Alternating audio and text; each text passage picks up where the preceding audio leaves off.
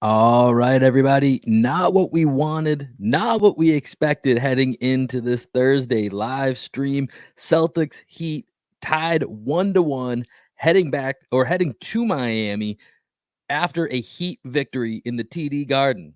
Does this sound a little familiar? Maybe a little too familiar. We're going to dig into that, see if we can figure out what happened, where we go from here. This is Green with Envy. You guys know the deal. Let's lock in.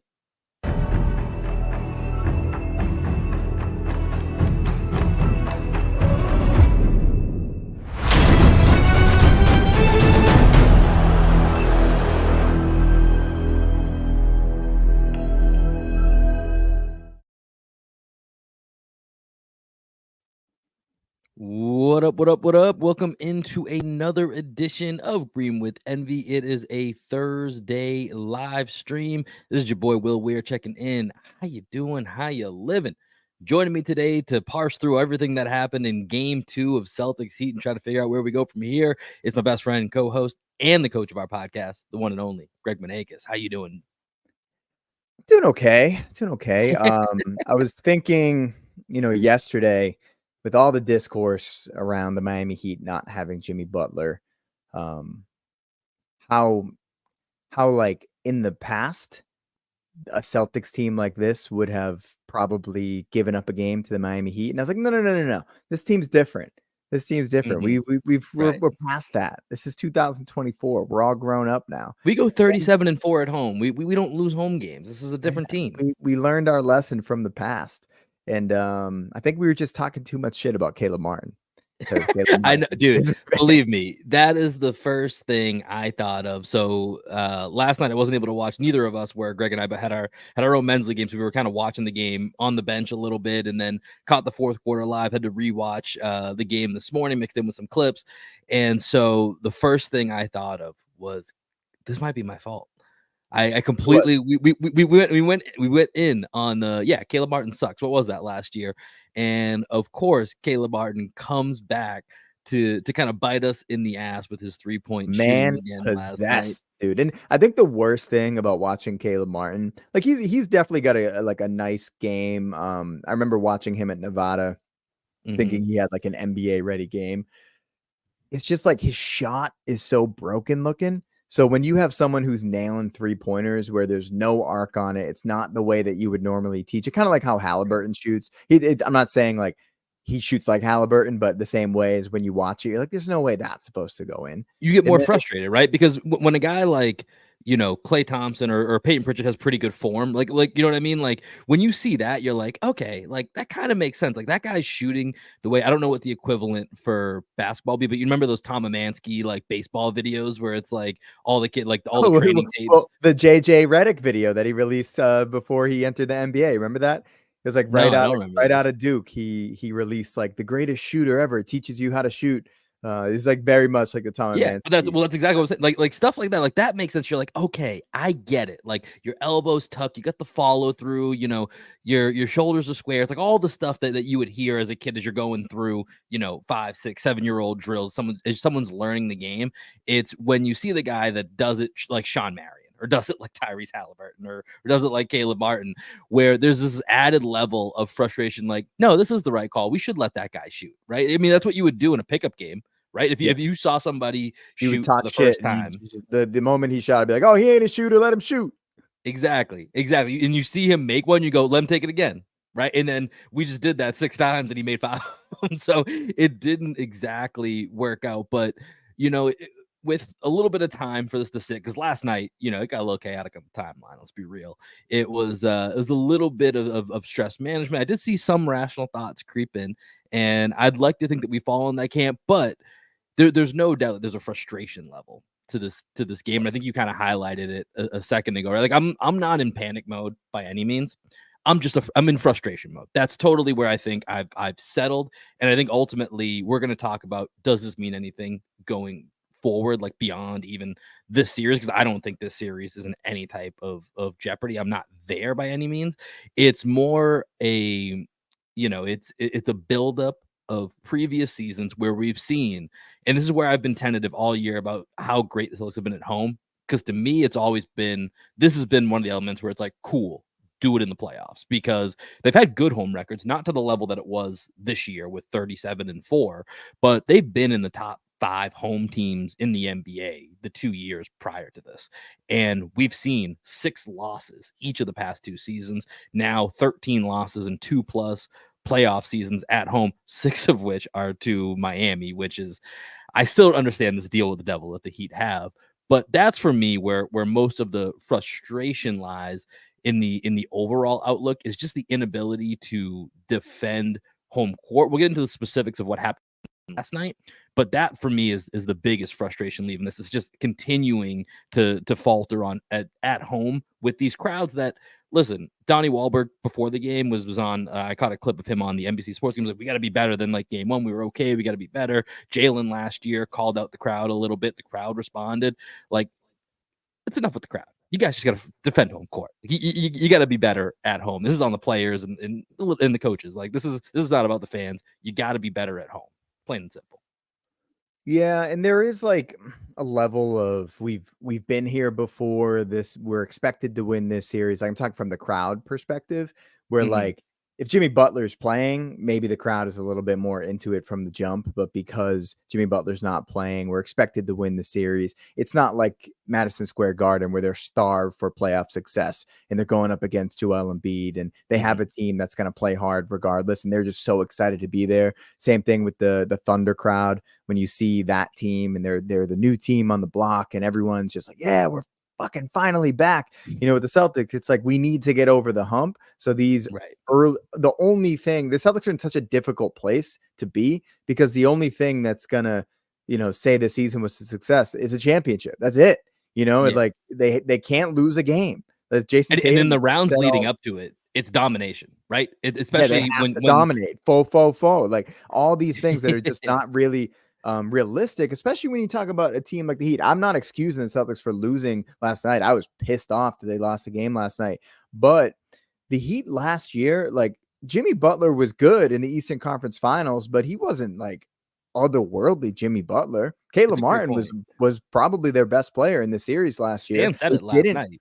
He should have been the Eastern Conference Finals MVP. It should have gone to Caleb Martin last year. Absolutely. And Tyler Hero didn't play, you know, so they still have that offensive spark. So like there's a world in which this offensive unit actually like works a little bit better for the Heat than with like the Jimmy Butler centric offense. They've got pieces like Jovic. Bam's playing out of his mind right now. He always does against the Celtics. So it's not like this team is missing Jimmy Butler, Tyler Hero, and another piece. You know what I mean? They're missing Jimmy Butler and Rozier, who wasn't even playing well for them, and it was a late, you know, midseason pickup. So it's not like they don't have talent. It's just they don't have Jimmy Butler right now, which if the Celtics lost the series, sure, like that's the worst thing in the world. Like you can't lose to a Heat team without Jimmy Butler. But I was talking to my buddy who's a Sixers fan today, and he was like, "How you doing, bro?" And I was like, "Honestly, man, I'm kind of pissed off." And he's like, "Dude, you guys are fine." Like he was like from a Sixers, he's like, "You guys are fine. Like everyone's freaking out. I would love to be in the Celtics position." This is a Sixers fan talking. And he's like, "You like the Heat are good. Like if there's going to be a team that will steal a game as an 8 seed, it's not like you guys are playing the fucking Charlotte Hornets. You're playing the Miami Heat with Spo, and like with all the playoff pedigree, they're probably going to win a game or two." Like it's, you know, he was trying to like talk me down off the ledge because I was really going through it this morning. And after that conversation, I was like, okay, I feel a little bit better now. Yeah, and there's certainly to this game, which we're going to get into the specifics here in just a minute, there's a little bit of the math is mathing, right? And that's one thing that I think you will hear a lot, is that it's really hard to sweep a team in the NBA these days with the way that 3-point variance can swing a game. And part of that is going to be related to what happened last night. But before we start getting into the specifics here, just if you're joining us here in the live stream, first of all, appreciate you guys for tuning in.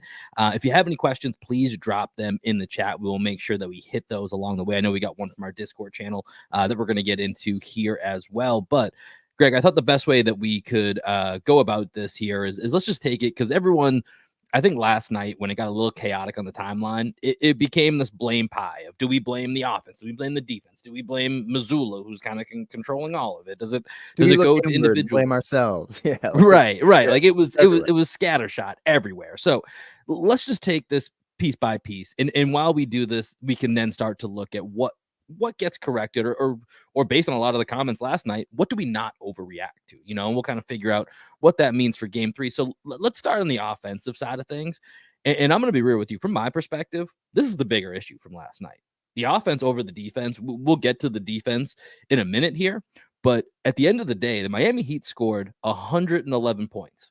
That's not that many points in a modern NBA basketball game, especially when you have one of the top offense of all time, basically, at least statistically speaking.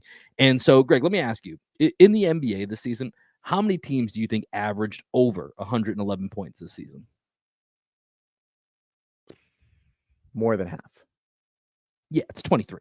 23 teams. So this is not like a crazy number. And we'll get to the defense. Like, it's not that it's like I'm absolving them, but 111 points is not a crazy point total to get to.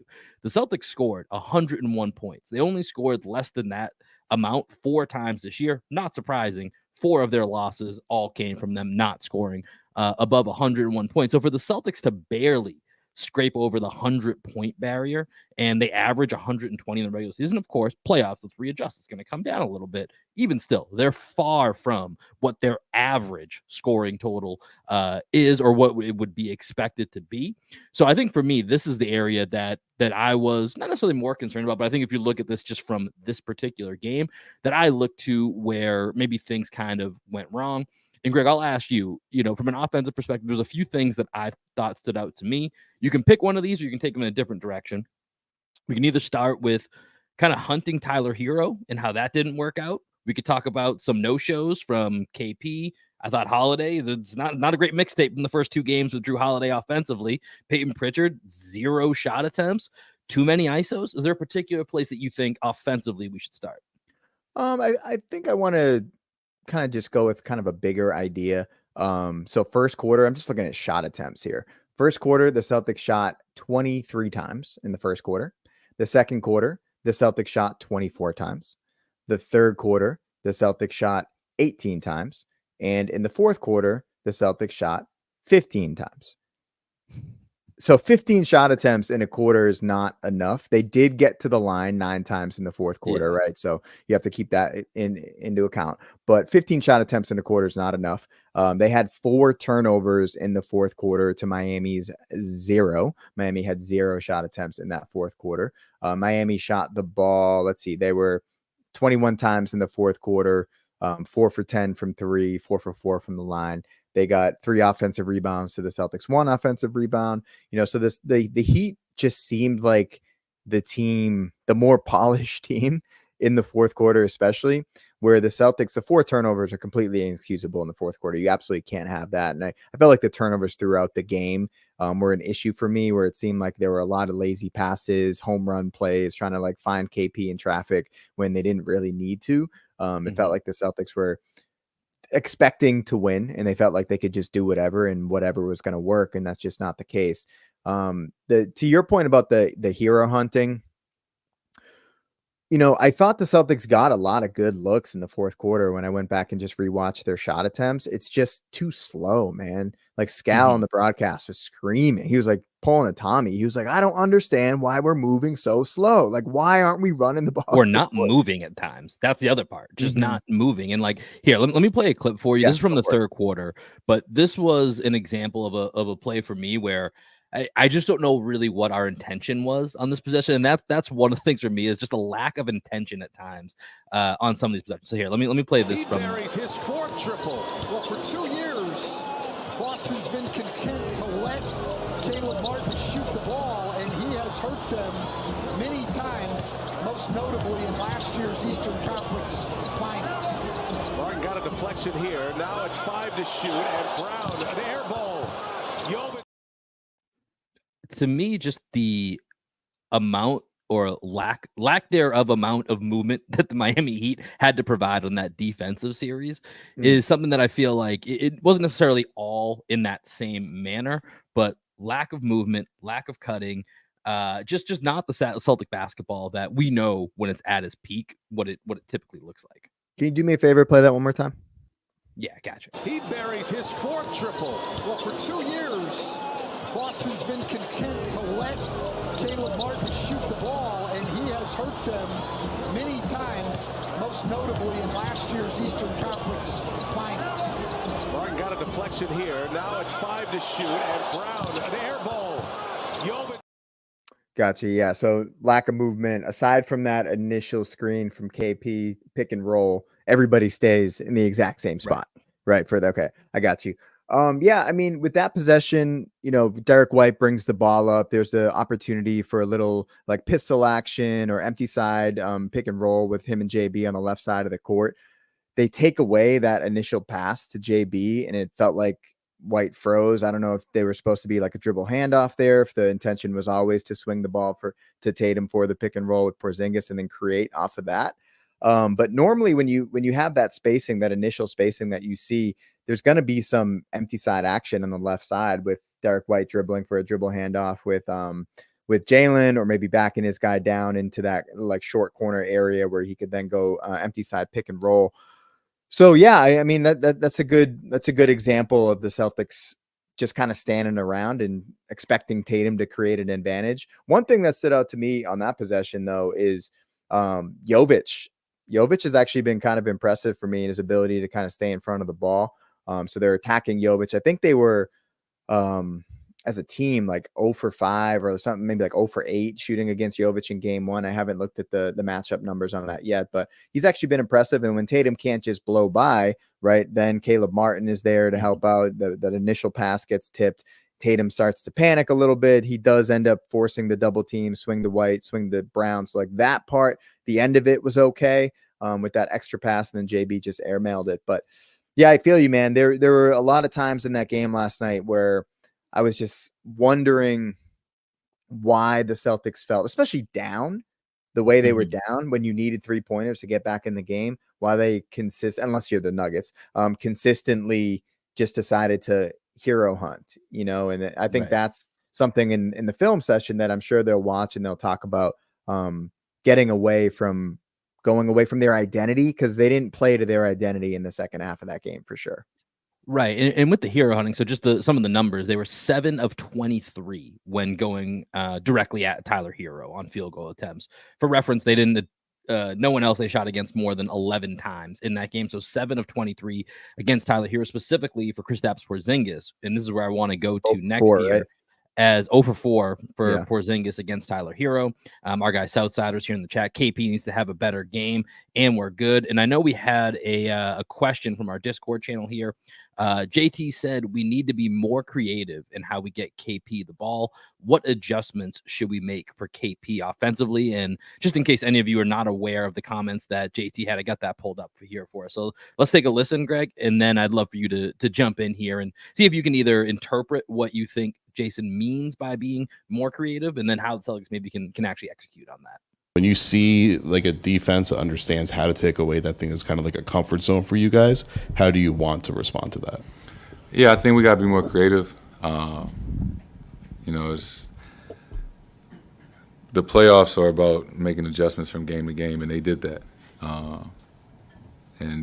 It's not they're not just going to let us catch the ball. They're not just going to let us throw it to KP easy, and they posted to try to mess things up or make us think or make it a little bit tougher. And so it's our job to react in real time, and as well as make our adjustments going from game to game. Yeah, I mean, specifically with KP, I think what they're referring to is the idea that they're just going to throw the ball at KP at the nail, and just let him go to work. But if you're especially going up against a set defense, even if KP has Tyler Hero in a mismatch, the way that the Heat play defense is they're going to pinch down, they're going to dig down and have active hands. And KP, he can really dominate from the nail, but there are times, and we were talking about this at the end of the season, his efficiency stats, in the post up started to go down as teams started to be more physical with him and get up under his hips. So I think it's a lot to ask KP, even if he has a mismatch like Tyler Hero at the nail, to just deliver every single time. Like we were expecting, he had a bad game. He was 0 for 4 against Hero, but those were pretty easy shots. Those are shots that we normally see him make. So in terms of the creativity, like I get what Tatum's saying, but at the same time, if KP makes those 4 shots that were him against Tyler Hero, are we really saying we need to be more creative? At some point, it's like a make or miss thing. But one thing I did notice is that the Celtics were just expecting, to Tatum's point, expecting to just be able to enter the ball without any sort of resistance. Right. And that's the thing that the Heat do a really good job of, is they contest every single pass. They contest your first option and take your first option away. They contest your second option, try to take your second option away, and all of a sudden you're playing ISO, right? And that's what the Heat are so good at. And that's what playoff basketball is all about. And this is what we've been talking about all year. When it comes down to it, are the Celtics going to be able to play their free-flowing Mazzulla ball against a team that just makes life difficult and tries hard on every single pass? And that's the difference. And I think that's what, with KP, he had some open threes as well. They did a good job contesting him. To me, that was just like he missed a lot of shots he normally makes. But I hear Tatum's point. What were your thoughts? I mean, I think the point that you made about the Heat contesting every pass, I feel like we talk so much more about contesting every shot, but they contest every pass. So I like the way that you put that. And there's a lot of bad passes in this game from the Celtics, as far as just like you touched on it earlier. There was, there's one I'm thinking of. It was Jaylen Brown trying to get the ball to KP in the lane, just a complete lob pass that's just picked off by, I can't remember if it was Jaquez or Jovic. Late in the game, there was Holiday and KP were doing their Flint Tropics impression, trying to go back and forth and get KP set up in the post. Caleb Martin picks off one of Holiday's entry passes, or maybe it hits Porzingis' hands and then he rips it from him. Just passes that were a little bit lazy. And if you're going to give Miami that opportunity, they're going to take it, right? They were, from Miami's perspective, they felt much more physically involved in this game, right, than they were in game one. And that's obviously strategic. And I think with Porzingis, Hero's the type of guy that I expect him to dominate, right? Like you said, he was 0 for 4 and he had some really makeable shots. That's one where I think he just has to, it's make or miss, but he's just got to be better. There's other times where he's getting matched up with guys like Jaquez or Jovic, who are a little bit bigger. And I think those are the guys where, I mean, think back to how we used to defend Porzingis, right? We'd have a guy like Marcus Smart, or we'd have a guy like Jaylen Brown. Not saying those guys were equivalent 1-to-1, but you're going to have kind of a sturdy wing that can get up under Porzingis, right? That can maybe also get around Porzingis to get a steal, or can get up into his chest when he's trying to get that jump shot off. And so I think for those guys, those are matchups that Miami seemed very happy to live with, right? And even the Hero matchup, they were happy to live with. So I think that's going to be interesting to see how Mazzulla adjusts, especially knowing that Spo is going to be expecting the adjustment. And so Spo is going to have another trick or do something else. And so then you have to be ready to adjust to that. So I'm a little bit curious, Greg, to get your thoughts as we head to game 3 on Saturday from an offensive perspective.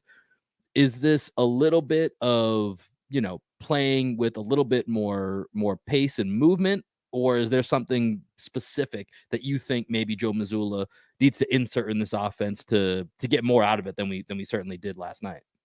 To be honest, man, I haven't done enough film study to answer that. I would say the one thing, just thinking about Porzingis, just like a specific action, right? You throw the ball to Porzingis in the post. I'm thinking about that Drew Holiday play that you were talking about, where they were kind of throwing the ball back and forth with Drew was on the right wing, right? Entered the ball into the end of the block. And, maybe a grenade action. So you throw the ball to KP in the post and he dribbles up towards Drew for a dribble handoff going downhill.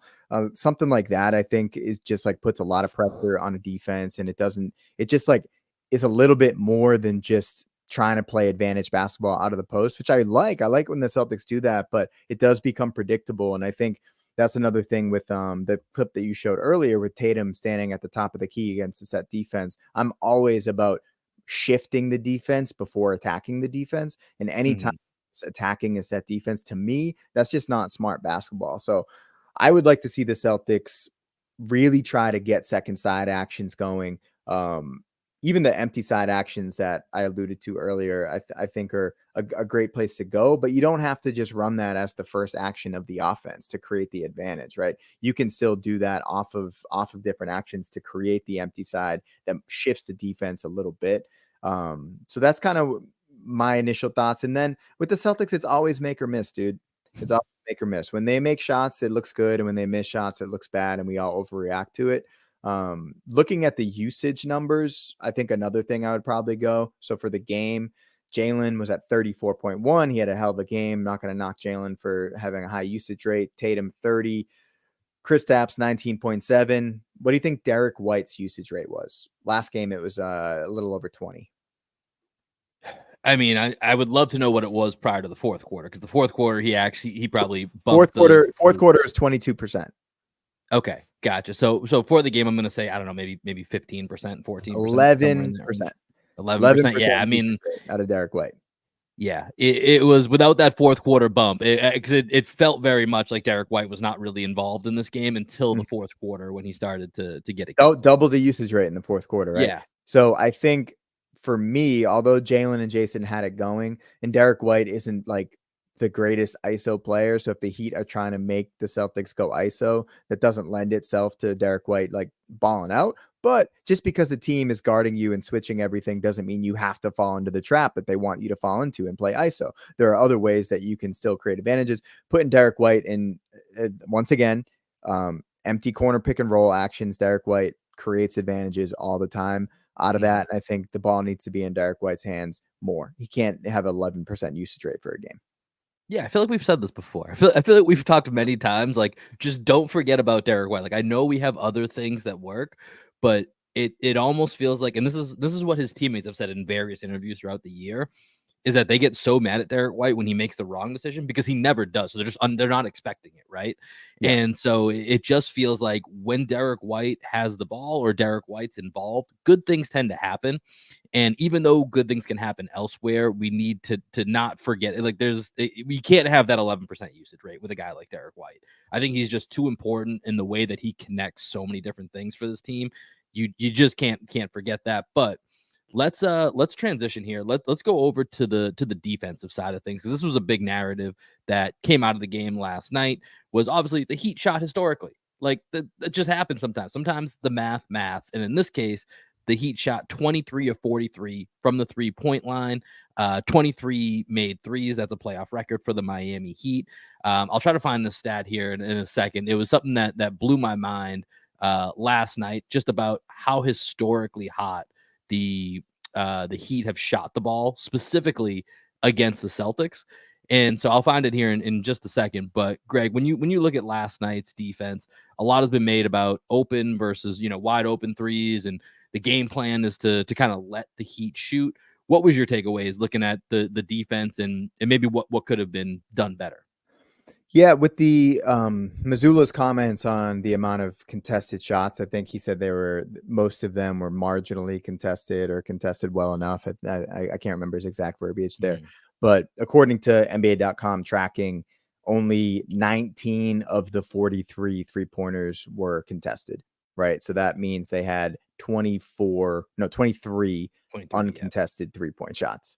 I don't know the percentages of those uncontested three-point shots, how many went in, but I do know that in order to shoot well, you need to have a rhythm. In order to have a rhythm, you need to have space, right? So the fact that they didn't even contest half the three-point shots, to me, tells me that the Celtics did not do a good job of making them feel uncomfortable. Think about just like if you just juxtapose our defense with the Heat defense, like them being up in our jerseys and contesting everything versus the way that we play defense, where we were kind of just like playing a mental game, daring them to shoot. To me, that just isn't a recipe. Do you think we were like, hey, that Draymond strategy didn't work versus us? What if we try it versus the Heat? Right. What if we just dare them against all of these NBA players that do this for a fucking living? And they just have like a bunch of guys, man, that they when they get, the Heat are similar to the Celtics in that they play best when they're front running. Caleb Martin is definitely a front runner. Tyler Hero is definitely a front runner. And this is what I said, dude, going into the fourth quarter of game one.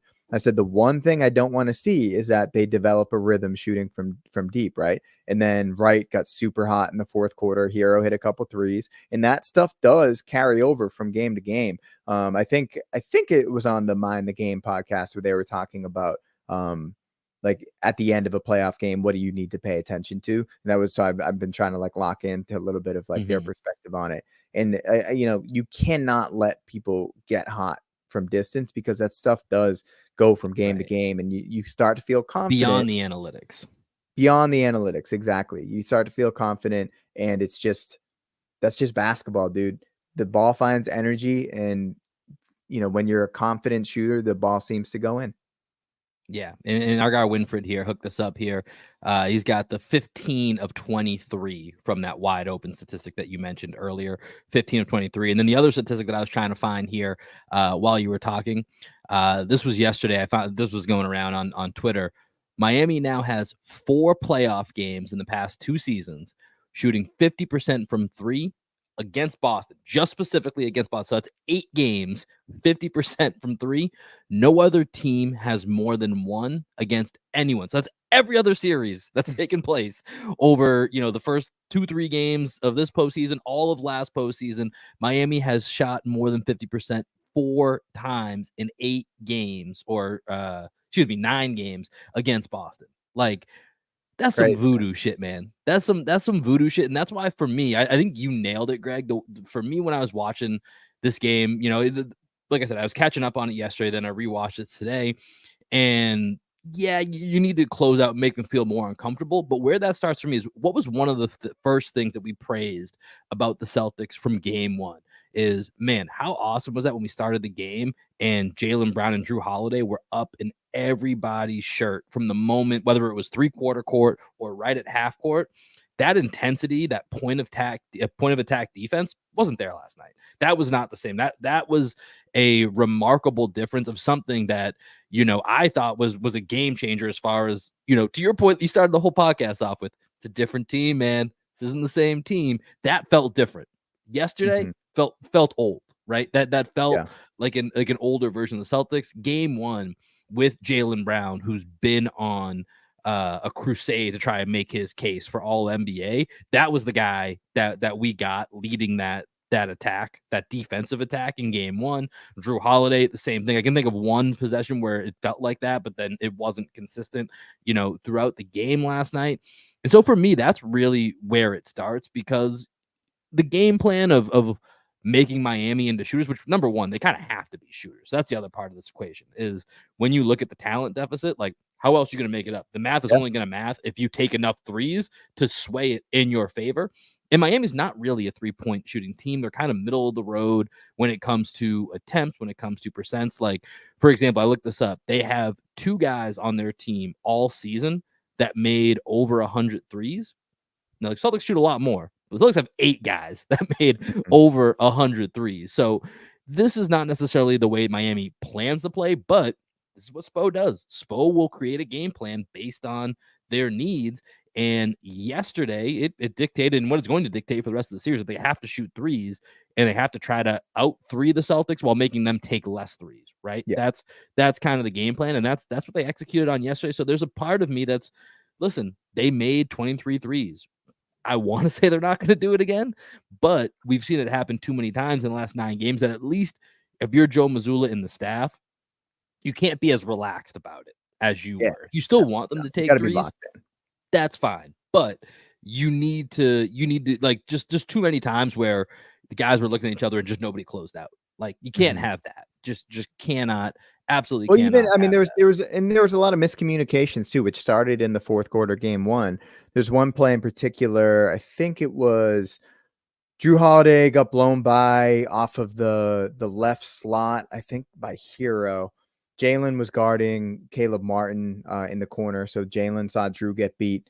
He slides over to stop the drive, right? You don't normally want to help off strong side corner, but when that happens, the Celtics all year have been peel switching out. So Drew would then, you know, angle out to the corner, and Drew just continued to follow Tyler Hero into the paint. So now we have Jaylen Brown, Drew Holiday, and Kristaps had slid over as well. 3 guys guarding Tyler Hero, wide open pass out to Caleb Martin. Yep. They're not locked in on those switches, because that should be Drew Holiday peel switching out to the corner. The moment he gets beat, he understands Jaylen Brown just slid over, because that's kind of been what they've been doing all year. And Drew's such a smart defender. He should have went out to the corner. So there were a lot of instances like that.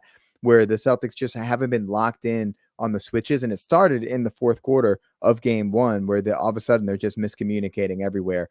So hopefully they can go into the film session, really lock in, focus, and take care of business. Because I know our next topic here, playoff future, and that's something I'm really thinking about right now, Will. Yeah, we'll get to that here in just a second. I want to get to this question we have in the chat. Okay, Mark. can I ask Fred? Yeah. Let me know.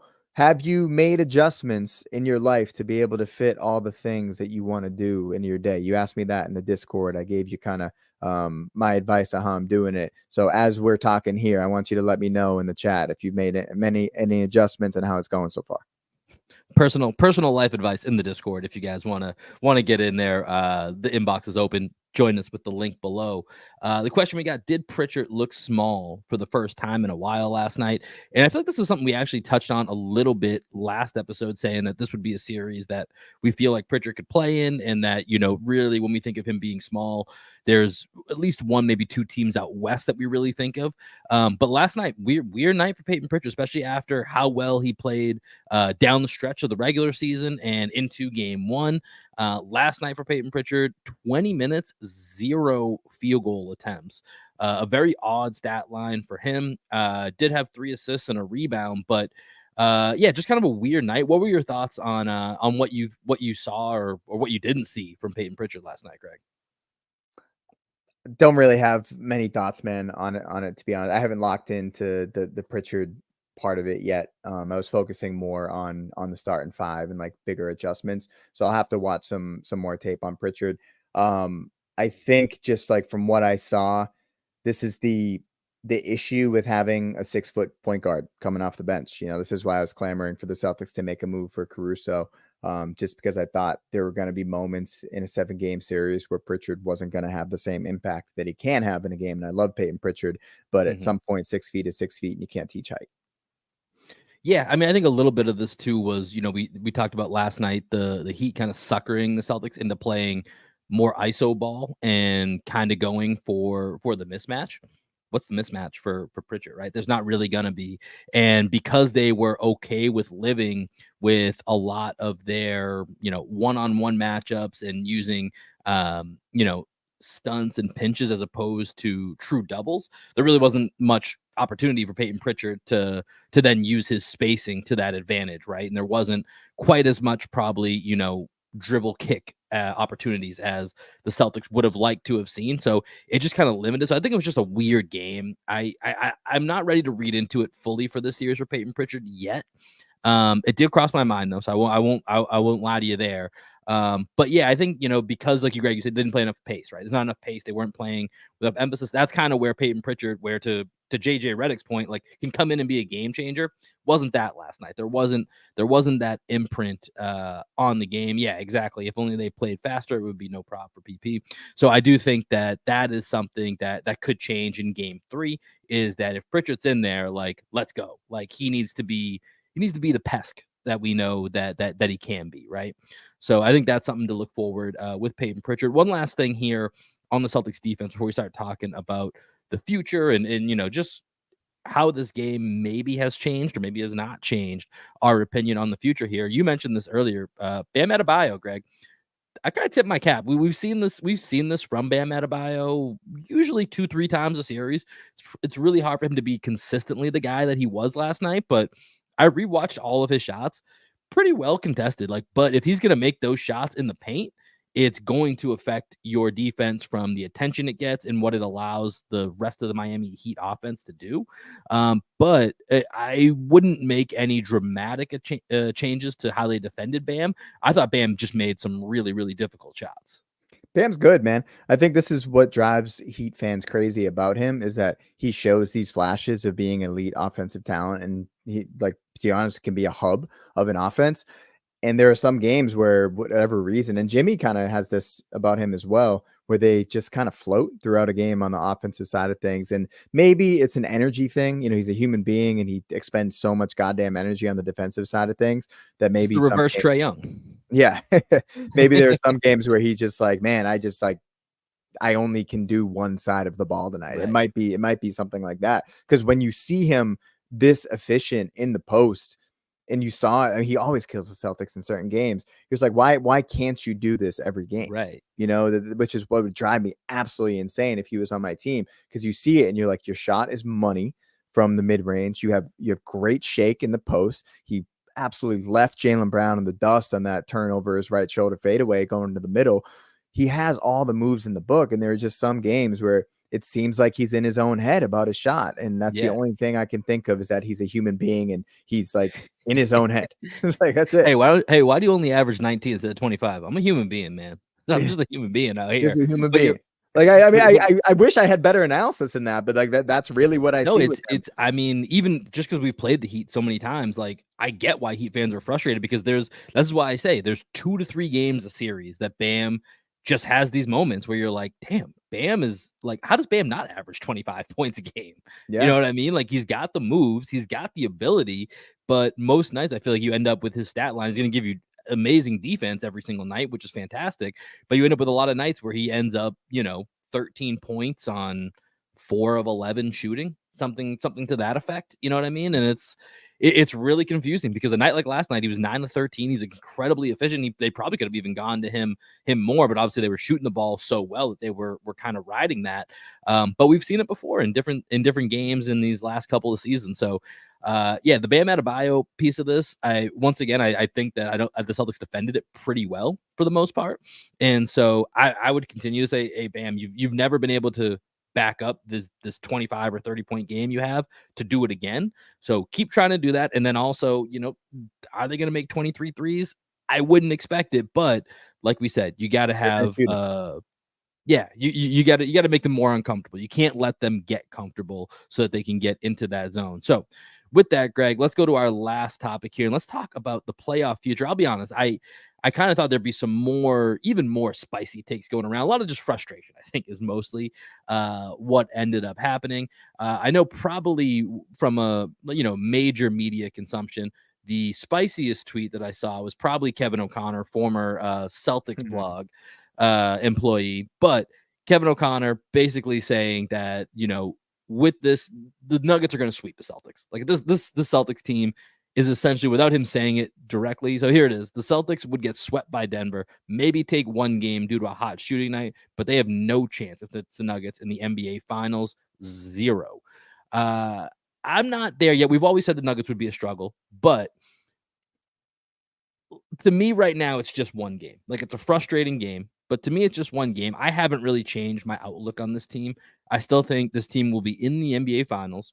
And I think if they do face the Denver Nuggets, I am still at a point where I can't say I expect them to win, but I think they absolutely are going to have a very realistic chance to do so.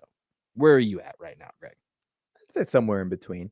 Dude, when you watch the Nuggets, there's just a level that they play at that I don't see the Celtics getting to as consistently as they get in big moments. And maybe it's because the Celtics have just fucking blown everybody out and they haven't had the opportunity to do it in big moments quite as much as the Nuggets, who play closer games than the Celtics. But Jokic is just inevitable at this point, man. Yeah, like, he really is. watching those games against the Lakers. The Lakers are fucking good, dude. The Lakers are a good basketball team, and Anthony Davis is playing at an unbelievable level. LeBron James looks like he's fucking 32 again, and it doesn't matter because Jokic is that good.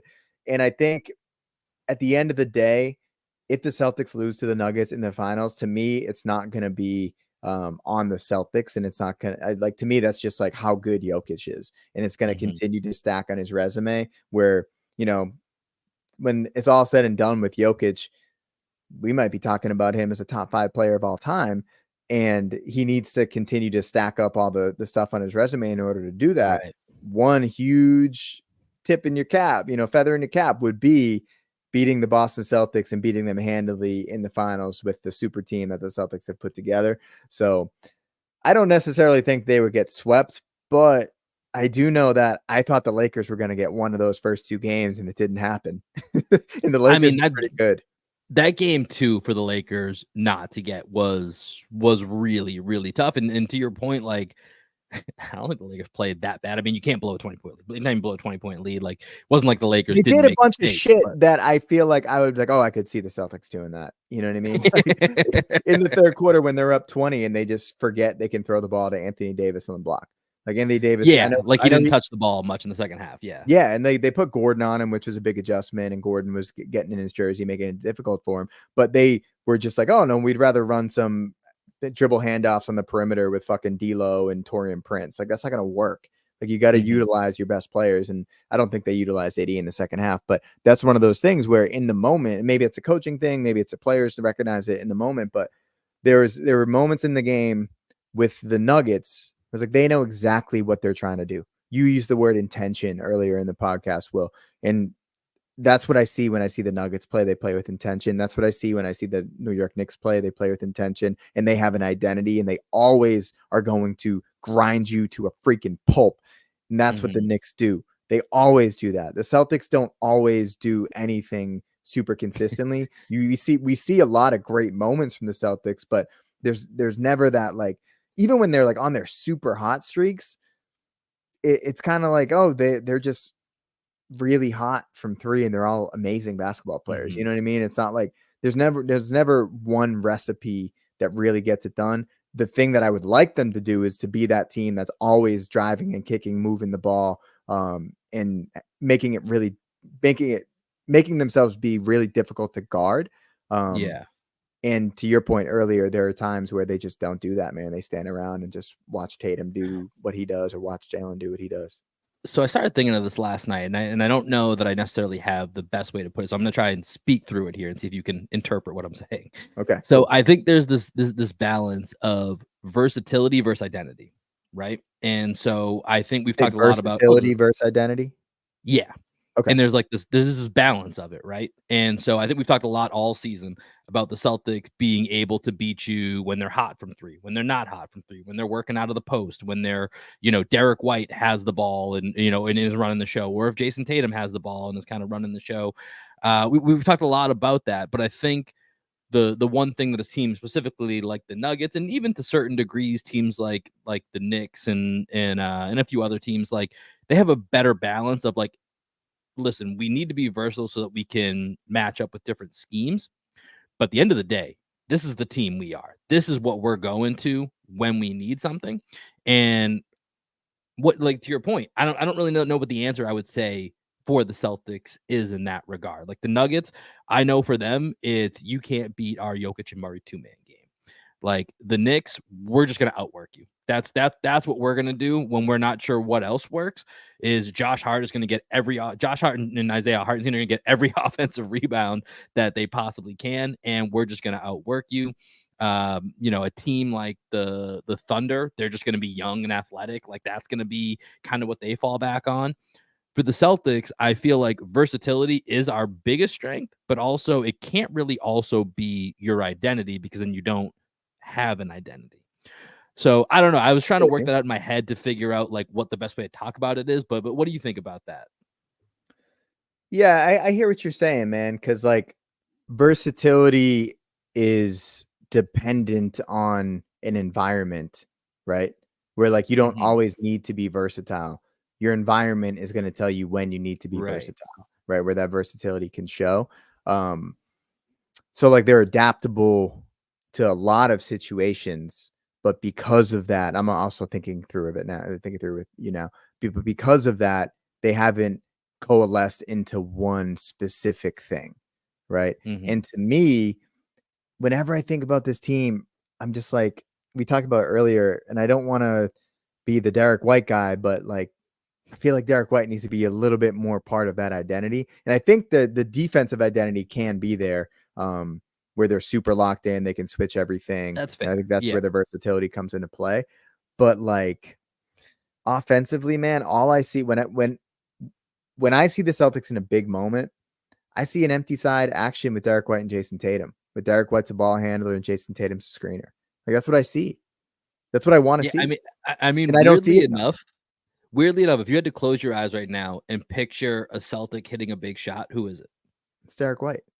Right. Yeah. Right. No, that's so crazy. like to me, dude, like, okay. So say there's, I don't know, let's call it 45 seconds left in a game. Celtics need a bucket.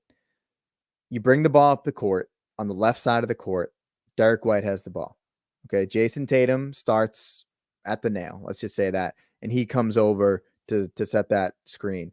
On the other side, you have Jaylen Brown in the corner with Porzingis and Drew Holiday running a double staggered to occupy the defense on the backside, right? With maybe Porzingis sets the first screen and then rolls hard to the basket off of that as the Derek White, Jason Tatum two-man game is happening on the other side. Like, to me, there's no reason why that can't be a staple of that offense, where when we need a bucket, it's almost unguardable. You have the ball in your best decision maker's hand. You have your best player setting a screen where that's going to freak the defense out.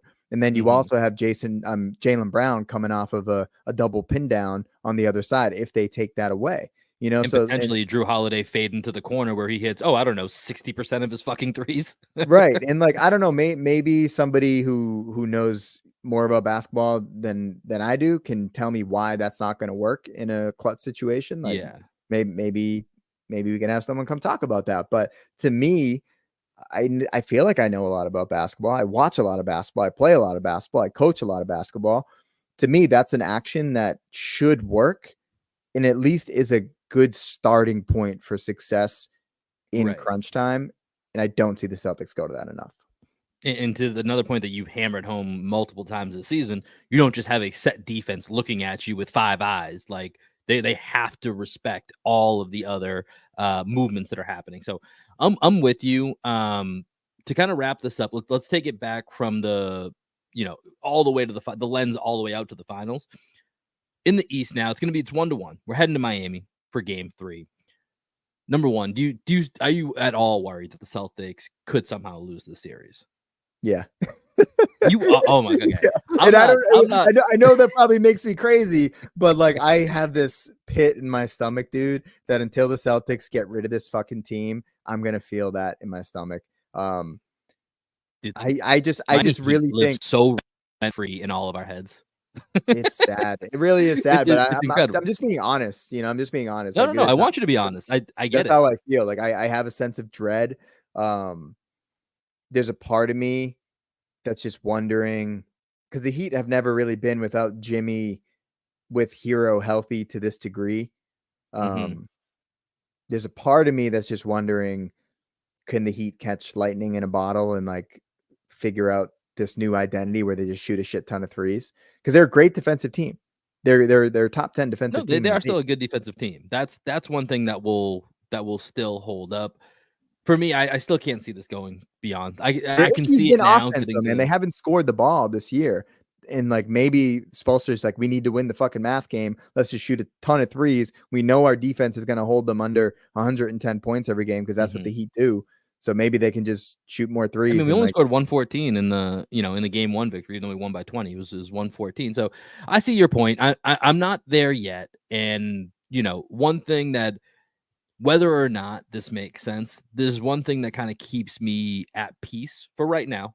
Check back Saturday night. We'll see if I'm still at peace. But you think back to the last Celtic team that had this level of expectations and this level of success in the regular season.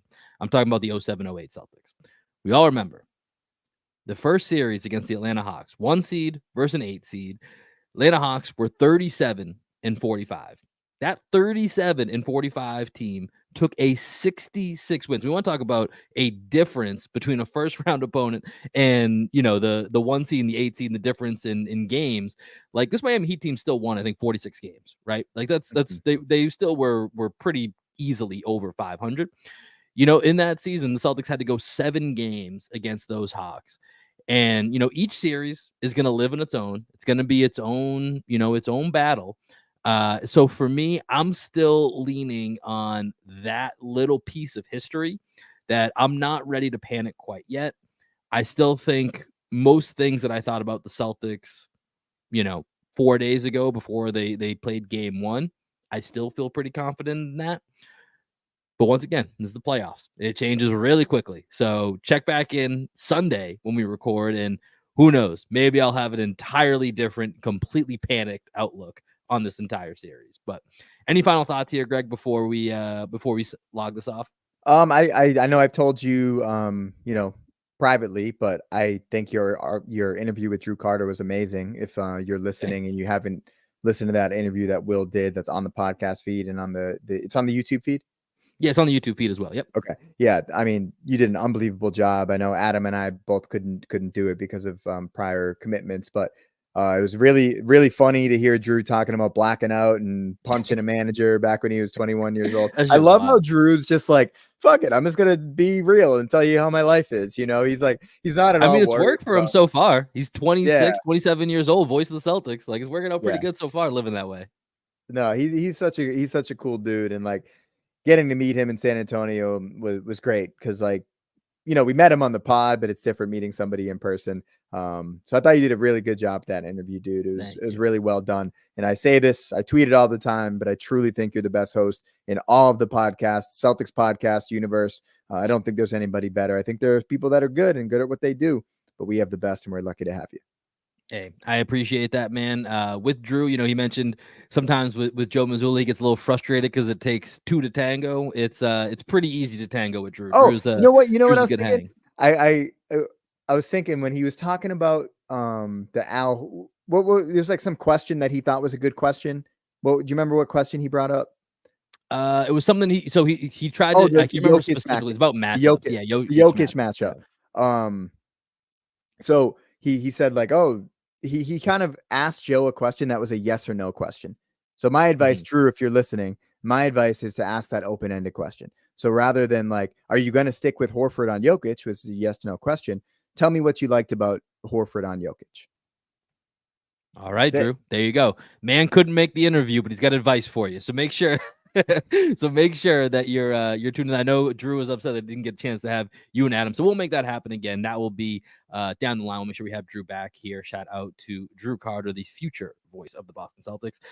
For this show, we're going to wrap it up here, guys. Appreciate you all joining us. Those who joined us live. If you did not, don't worry. We'll be back next Thursday. You'll have another opportunity to do so. In the meantime, like Greg said, make sure you check out the interview with Drew Carter. Make sure you're subscribing to the Celtic Chronicles if you want to get Adam's thoughts on everything happening in the playoffs. And then likely the three-man we will be reunited for a Sunday podcast. So no post-game pod on Saturday, the way this has lined up so far, just kind of lining up with our regular podcast schedule. So we will have Game 3 reaction for you Sunday on YouTube and on the audio feed. So be on the lookout for that. That's going to do it for this episode of Green with Envy. As we always do, here's some Black Sheep Optimist for you on the way out. Celtics in Miami, Game 3, Saturday. Time to bounce back. Peace, y'all.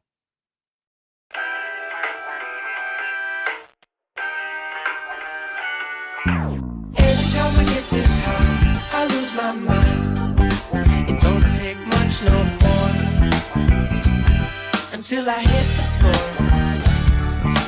Every time I get this high, it's you I find. It don't take much no more until I'm at your door.